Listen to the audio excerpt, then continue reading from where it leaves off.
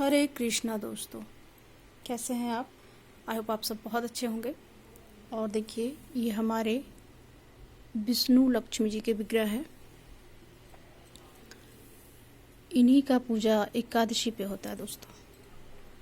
अगर विग्रह नहीं है तो इस प्रकार से पहले चंदन से श्रृंगार होता है। पंचामृत स्नान मैंने करा दिया है।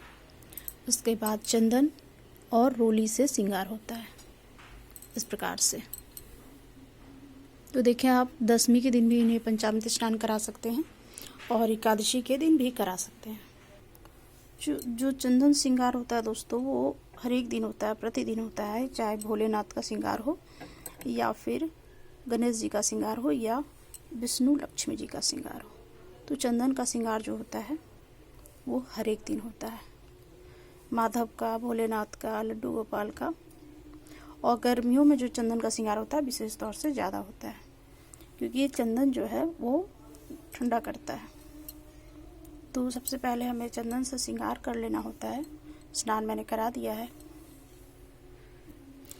उसके बाद रोली से श्रृंगार होता है। आप भोलेनाथ को भी लाल कुमकुम या रोली से श्रृंगार कर सकते हैं। तो देखिए, ये जो श्रृंगार है विष्णु लक्ष्मी जी का, वो आप अच्छे से उन्हें पंचामृत स्नान करवा करके, साफ वस्त्र धुले हुए पहना करके, नया वस्त्र है तो आप नया वस्त्र भी पहना सकते हैं, नहीं है तो धुला हुआ वस्त्र भी पहना सकते हैं। इस प्रकार से सबसे पहले हमें एकादशी पे भगवान विष्णु और माँ लक्ष्मी का श्रृंगार, स्नान, नया वस्त्र, कलावा चढ़ा करके हमें इन्हें पहले तैयार करना होता है। फिर हमें शालिग्राम जी की पूजा करनी होती है। देखिए, इस प्रकार से चंदन, रोली, कुमकुम, ये तुलसी की माला, अगर तुलसी ना मिले तो ये तुलसी की माला भी रख के आप भोग लगा सकते हैं। तो इस प्रकार से हम एकादशी के दिन हरिहर विष्णु जी की पूजा करते हैं, माँ लक्ष्मी की पूजा करते हैं। सबसे पहले हमें कलश लगा लेना होता है दोस्तों, इस प्रकार से। उसके बाद हमें कलश लगाने के बाद हमें दीपक जला लेना होता है, अखंड दीपक, क्योंकि आपका पूजा का जो साक्षी होता है दोस्तों, वो आपका दीपक ही होता है। तो देखिए, आज दशमी तिथि है, तो मैंने आज श्रृंगार किया है माधव का, केशव का, कृष्ण का। तो ये देखिए, हमारे केशव है, माधव, इनका मैंने आज श्रृंगार किया है एकादशी पे। तो एकादशी के दिन नहीं हो पाता दोस्तों, क्योंकि बहुत सारा पूजा होता है, पाठ होता है करना। और ये हमारी राधा प्यारी, तो ये देखिए, दोनों का श्रृंगार मैंने किया है। तो इस प्रकार से एकादशी के दिन श्रृंगार करना होता है, नए वस्त्र पहनाने होते हैं। नए वस्त्र नहीं भी है तो जो वस्त्र हम बना के रखते हैं, उन्हें धुला हुआ वस्त्र हमें भगवान को अर्पित करना होता है। और देखिए, वस्त्र हम चाहे जितना भी पहना लें, लेकिन हमें वस्त्र के रूप में कलावा वस्त्र पहनाना बहुत ज़रूरी है, क्योंकि बिना कलावा के वस्त्र पहनाए हुए हमें वस्त्र का जो नियम होता है भगवान को, वो पूरा नहीं होता है। तो हम चाहे जितना श्रृंगार कर ले भगवान का, जितना ये कर ले, पर वस्त्र के रूप में हमें कलावा ही चढ़ाना होता है और चढ़ाना चाहिए। स्नान कराने के बाद हमें नए वस्त्र पहनाने के बाद, धुले वस्त्र पहनाने के बाद हमें ये इत्र जो होता है दोस्तों, ये इत्र बहुत इतना सुगंधित है कि सिर्फ ढक्कन खुलने से ही ये मतलब गुलाब का है, ये देखें। तो ये इतना ज़्यादा सुगंधित है कि बस खुलने से ही इसका पूरे खुशबू घर में फैलने लगता है। इस प्रकार से हमें केशव, माधव, लड्डू गोपाल और राधा रानी को, सभी को ये इत्र जो है समर्पित करना होता है। इतना ज़्यादा स्ट्रॉन्ग खुशबू है इसका कि बस खोलते के साथ ही ये पूरा वस्त्र का, ये तो वस्त्र पहनाने के बाद आपको भगवान को इत्र समर्पित करना बहुत ज़रूरी है। तो भगवान का हमें स्नान कर लिया, अखंड दीपक जला लिया, कलश लगा लिया, सभी कुछ करने के बाद हमें भगवान का पूजा करना है। उसके बाद हमें उनका नियम को पालन करना है। दशमी की तिथि के दिन से ही हमें संध्या समय से लेकर के अन्न नहीं खाना है। अन्न में अगर आप बहुत मजबूरी है तो रोटी ले सकते हैं, बट चावल नहीं लेना होता है दोस्तों। तो उन सब बातों को ध्यान रखते हुए हम अपने एकादशी का व्रत का पूजा करते हैं। तो सबसे पहले जान लेते हैं कि कौन सी एकादशी है। सब इसके पीछे जो एकादशी आई थी, जया एकादशी थी, तो वो बहुत विशेष होती है। देखिए, एकादशी, हर एक एकादशी अपने आप में बहुत महत्वपूर्ण है और बहुत एक अपना महत्व लेके आता है एकादशी का। तो उस प्रकार से एकादशी का, हर एक एकादशी का अपना अपना महत्व है। तो देखिए, पिछले बारी जो एकादशी थी वो जया एकादशी थी, और अभी जो कल आने वाली एकादशी है, आज जैसे दशमी तिथि है, तो कल वाली एकादशी जो है वो विजया एकादशी है। विजया एकादशी से प्रतीत होता है हमें कि उस एकादशी को करने के बाद हमें हर चीज़ में विजय प्राप्त होता है। तो सबसे पहले हमें अपने गणेश जी की पूजा कर लेनी है, लक्ष्मी जी की पूजा कर लेनी है, उसके बाद विष्णु लक्ष्मी जी की पूजा कर लेनी है, उसके बाद हमें केशव माधव है, राधा रानी है, लड्डू गोपाल है, उन सभी की पूजा करनी है। तो देखिए ये जो एकादशी है इसका नाम विजया एकादशी है। तो विजया एकादशी का मतलब विजय प्राप्त करना। इस एकादशी का जो महत्व है विजय प्राप्त करना। जैसे किसी चीज़ में आप कार्य में लगे हैं, जॉब है आपकी, नौकरी है, किसी प्रकार के काम में आप लगे हैं, तो इस एकादशी करने के बाद आपका वो काम पूरा हो जाएगा। और बिल्कुल अच्छे से एकादशी करें, 10वीं तिथि से ही उनका रूल को आप फॉलो करें। अब भगवान जब बैठे थे तब युधिष्ठिर आकर के पूछते हैं कि केशव माधव, कोई ऐसा एक एकादशी या ऐसा कोई व्रत बताएं आप जिससे हमारा जो कार्य है जो अधूरा रह जाता है वो संपूर्ण हो जाए। तब भगवान ने कहा, केशव ने कहा, माधव ने कहा कि देखो युधिष्ठिर, ऐसा है युधिष्ठिर महाराज कि एक एकादशी का व्रत ऐसा है कि जिसे करने से आपका सभी मनोकामना पूर्ण होता है, बशर्ते आपको बहुत रूल से और बहुत अच्छे से आपको एकादशी का व्रत करना है। क्योंकि 10वीं तिथि से अगर आप रूल का पालन नहीं करते हैं तो आपका एकादशी तिथि का आपका व्रत पूरा नहीं होता है। तब कृष्ण ने, माधव ने बताया कि एक एकादशी का व्रत ऐसा है जिसका नाम विजय एकादशी है। जया एकादशी के बाद आती है विजय एकादशी है। जैसे भगवान जब श्री राम रावण का वध करने जा रहे थे तो उस समय भी महर्षि ने बताया था कि आप विजय एकादशी आने वाली है, उसे करके आप माता सीता को आप छुड़ा सकते हैं और विजय प्राप्त कर सकते हैं। तभी उन्होंने लक्ष्मण सहित राम जी विजय एकादशी का व्रत बहुत ही अच्छे से विधि विधान से 10वीं तिथि से रूल को फॉलो करते हुए 10वीं तिथि से एकादशी तिथि तक के उन्होंने अच्छे से व्रत किया। 10वीं तिथि के दिन रूल को पालन किया, फिर एकादशी तिथि के दिन रूल पालन किया और फिर द्वादशी तिथि के दिन भी उन्होंने नियमित पूर्वक अपना पालन किया। क्योंकि अगर द्वादशी तिथि के दिन पालन हम सही समय पर नहीं करते हैं तभी भी हमको एकादशी का पूरा फल नहीं मिलता है। तो इस प्रकार से आपको दान निकालना है, होम करना है, दक्षिणा देना है, जो भी सामर्थ्य है आपको, जिस प्रकार से मौसम देखिए गर्मियों का आने लगा तो आप उस हिसाब से अपने दान का सामान निकाल सकते हैं। पंडित जी की दक्षिणा निकाल सकते हैं, ज़रूरतमंद का सामान निकाल सकते हैं, जिस प्रकार से आपके पास सुविधा है दोस्तों उस प्रकार से आप कर सकते हैं। देखिए तो ये विष्णु लक्ष्मी जी हैं, इनका आप पंचामृत स्नान करा ले पहले, फिर कलश लगा ले, फिर अखंड दीपक जला ले, उसके बाद आप इन्हें नया वस्त्र पहना ले, नहीं है तो धुला वस्त्र पहना ले। पहनाने के बाद इत्र समर्पित करें, उसके बाद इनका चंदन और रोली कुमकुम से श्रृंगार करें।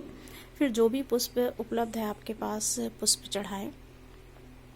उसके बाद इनका अष्टगंध चंदन से श्रृंगार करने के बाद हमें धूप गंध से पूजा करनी होती है, अखंड दीपक जलानी होती है। उस प्रकार से हमें नैवेद्य लगाना होता है, जो भी है पंचमेवा, पंचामृत, केले का भोग है, संतरे का भोग है, अनार का भोग है, जो भी आपके पास उपलब्ध है आप उस प्रकार से उनका भोग लगा सकते हैं।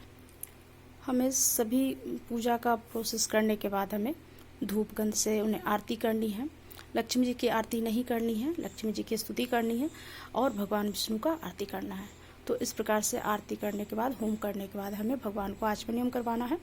आचमनियम करवाने के बाद हमें अपना दान निकालना है, जो भी आपके पास सामर्थ्य है उस प्रकार से आप दान निकाल लें। तभी भगवान ने बताया कि युधिष्ठिर जब रावण का वध करना था राम जी को, तब उन्होंने एक ऋषि के पास गए और उन्होंने पूछा कि कौन सा ऐसा व्रत है जिसे करने से मैं विजय की प्राप्ति कर सकती हूँ, मैं अपने सीता जी को छुड़ा के ला सकता हूँ। तब उन्होंने बताया, ऋषि मुनि ने बताया कि देखिए राम जी, क्योंकि वो पहचान गए थे कि वो भगवान हैं, तो उन्होंने बताया कि राम जी आप ऐसा है, इस प्रकार से पुरुषोत्तम राम हैं आप, तो एक विजय एकादशी का व्रत होता है माधव का, केशव का, तो आप वो करें और करके विजय को प्राप्त करें।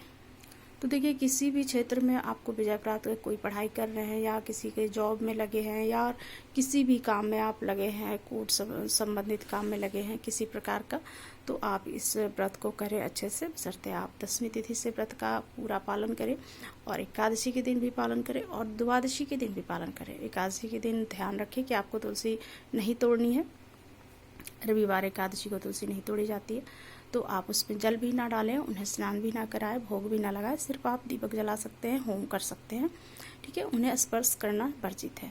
तो तो इस प्रकार से हमें माता तुलसी को भी एकादशी के दिन छूना वर्जित रहता है, तो आप उन्हें ना छुएं। क्योंकि अगर हम कोई भी रूल तोड़ते हैं, कोई भी व्रत का पालन जो है उसे पूरा नहीं करते हैं दोस्तों, तो हमें किसी भी व्रत का फल पूरा नहीं मिलता है।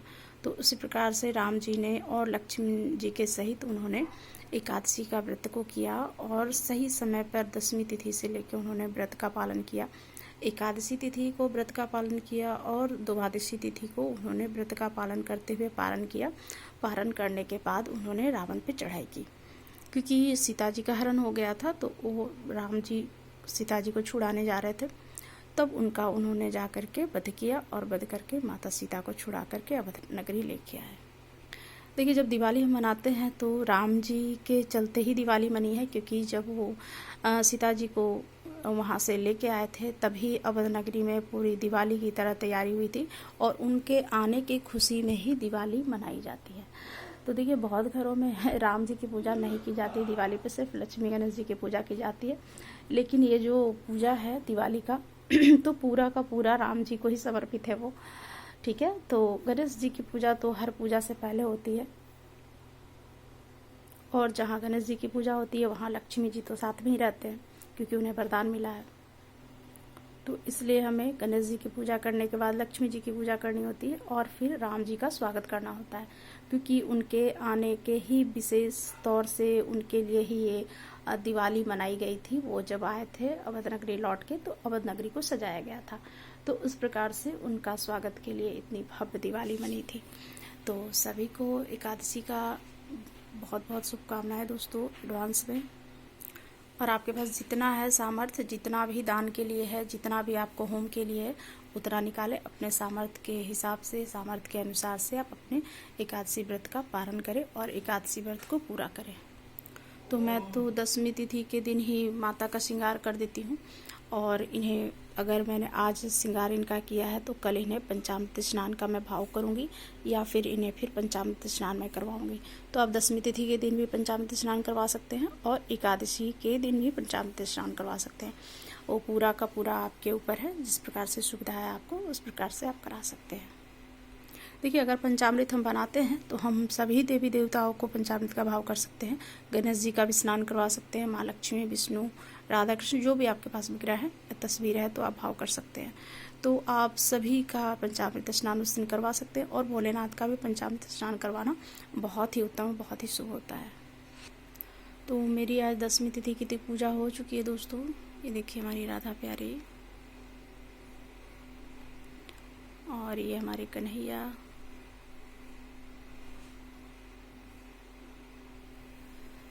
और ये हमारे विष्णु लक्ष्मी जी। तो मेरी 10वीं तिथि की पूजा हो चुकी है दोस्तों, और कल एकादशी की पूजा होगी। तो विजया एकादशी है, बहुत अच्छे से करें, और जो भी आपके पास समर्थ है उस प्रकार से आप भगवान को भोग लगाएं।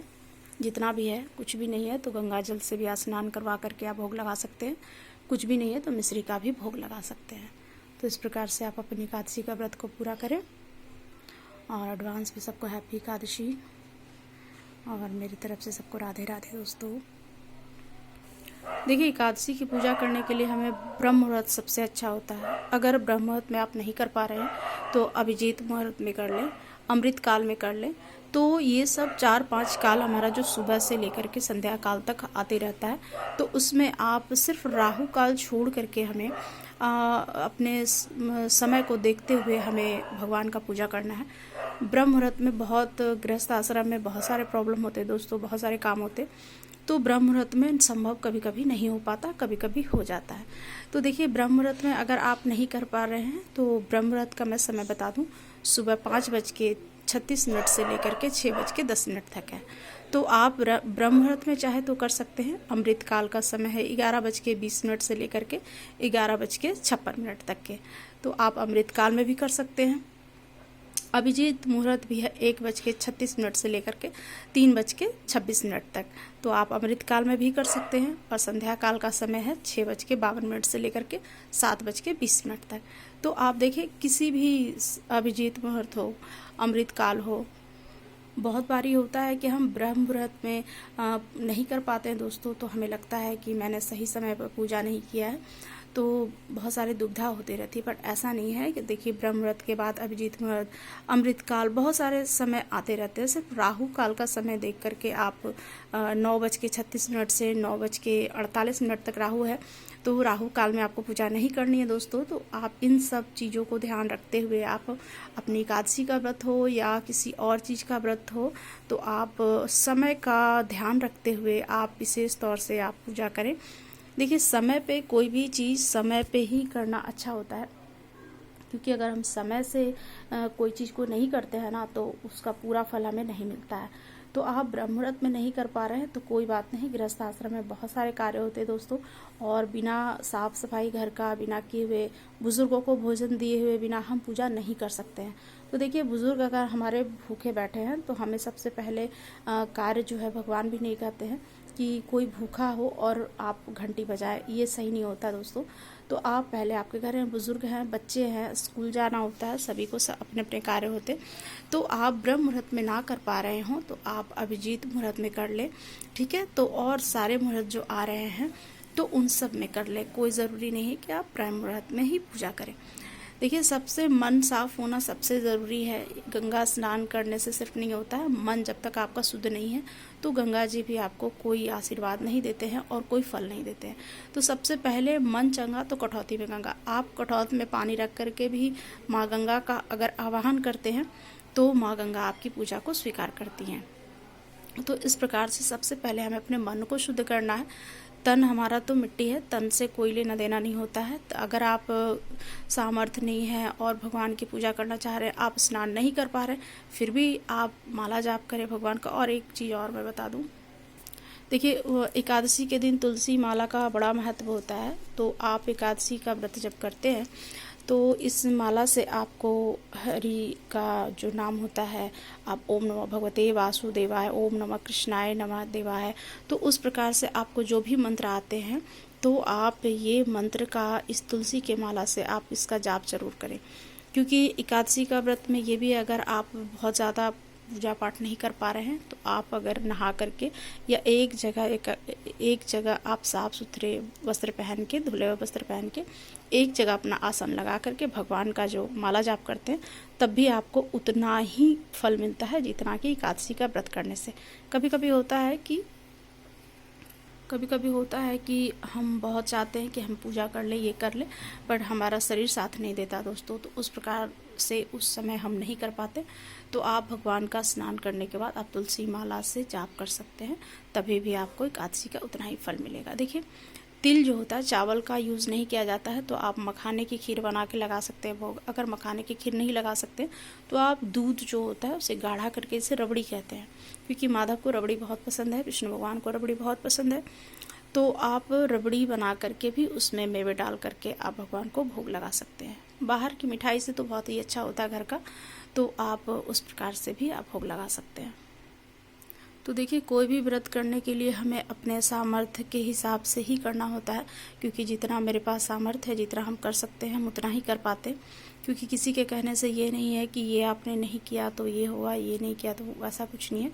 भगवान है हमारे, वो दयालु हैं, पिता हैं, तो वो अपने बच्चों को हमेशा देखते रहते हैं। तो इस प्रकार से आप भगवान का पूजा करें और जितना भी आपके पास सामर्थ्य है दोस्तों उस प्रकार से करें। और मेरी राधा रानी का श्रृंगार कैसा हुआ है एक कमेंट में ज़रूर बताएं, और ये हमारे कान्हा का श्रृंगार कैसा हुआ है।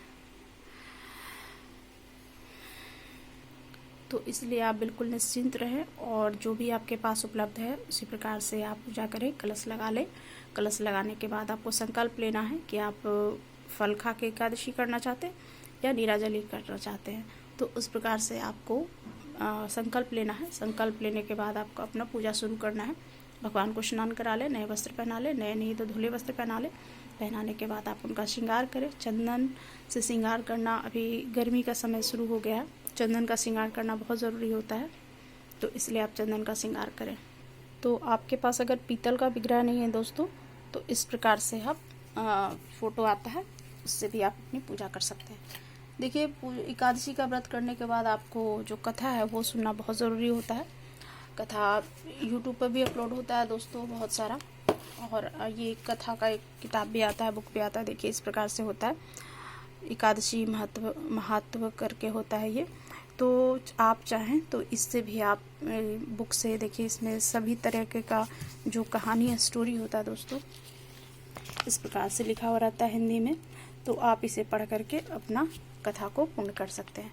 तो आप चाहे तो एकादशी का व्रत कथा किताब ले आए, किताब ला करके भी पढ़ सकते हैं, या फिर यूट्यूब के माध्यम से भी। कभी कभी होता है कि हमें दिखाई नहीं देता, तो यूट्यूब के माध्यम से भी आप अपना व्रत को पूरा कर सकते हैं, कथा सुन सकते हैं। तो मूर्ति नहीं है तो कोई बात नहीं, आप इस प्रकार से फ़ोटो ले आए। फ़ोटो लाने के बाद उनसे भी पूजा कर सकते हैं। इन्हें पंचामृत स्नान कराने के लिए हमें सिर्फ पंचामृत का भाव करवाना होता है। इस प्रकार से छींटे लगाने होते हैं, ठीक है। फिर गंगा जल से स्नान करवा करके फिर देखिए इस प्रकार से चंदन और रोली का श्रृंगार करना होता है। तो जिस प्रकार से सुविधा है दोस्तों, आप उस प्रकार से अपनी व्रत को पूरा करें और 10वीं तिथि से ज़रूर ही रूल को फॉलो करें और नियम को पालन करें, और कथा ज़रूर सुनें, होम ज़रूर करें, दान ज़रूर निकालें, आचमन नियम ज़रूर करें, और सबको अच्छा बोल से, अपने बोल से खुश रखें। तो इस प्रकार से हमारी पूजा आज 10वीं तिथि की हो गई है दोस्तों। अब कल एकादशी की होगी तो मैं वीडियो डालूँगी। और सबको मेरी तरफ से राधे राधे, हरे कृष्णा।